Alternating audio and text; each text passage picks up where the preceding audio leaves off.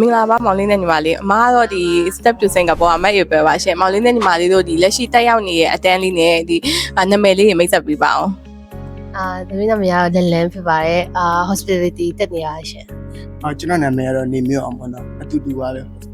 hospitality ပါမောင်လေးအနေနဲ့ပေါ့နော်ဒီစင်ကာပူရောက်ခါစားမှာကောဘယ်လိုမျိုးအခက်အခဲလေးကြုံတွေ့ခဲ့ရတာရှိလဲ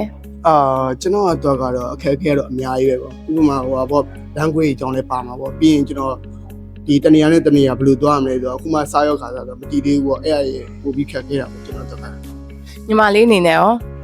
ညီမလေးအခက်အခဲဆိုတော့တိတ်ကြမရှိဘူးပေါ့နော်ဘာလို့ဆိုတော့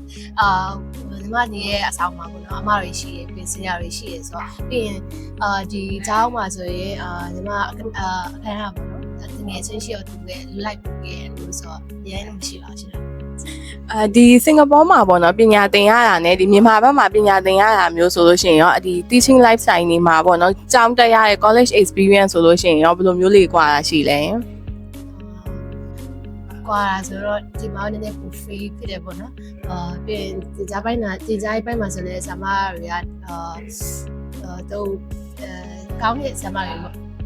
language ပိုင်းဖြစ်စီပေါ့နော်ကောင်းကောင်းလေးတင်ကြားပေးနိုင်တဲ့မောင်လေးနဲ့ညီမလေးအနေနဲ့ပေါ့နော်ဒီနောက်လာမယ့်ကျောင်းသားကျောင်းသူတွေအနေနဲ့ဆိုရင်ရောဘယ်လိုမျိုးအကြံလေးတွေပေးခြင်းလဲနောက်လာမယ့်ကျောင်းသားကျောင်းသူအတွက်ဆိုရင်တော့တရုတ်တက်ရင်တော့ပိုကောင်းတာပေါ့နည်းနည်းပါးအင်္ဂလိပ်ကလည်းအခြေခံလောက်တက်ပြီးတရုတ်ကပိုတက်ရင်တော့ကောင်းတာပေါ့ဒီမှာတရုတ်တွေကပိုများတယ်ဆိုတော့လေခွင့်လန်းပိုရနိုင်တာပေါ့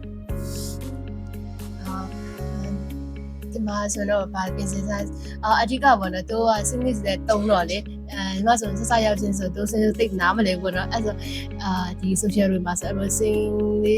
Singaporean influencer တွေရှိရပေါ့နော်သူဟာများနားထောင်ရင်ပိုပြအဆင်ပြေမယ်တင်တယ်သူက English ကလည်းသူအကုန်လုံးမိပါကြသူနားလဲရောလေEnglish လည်းကောင်းရင်တော့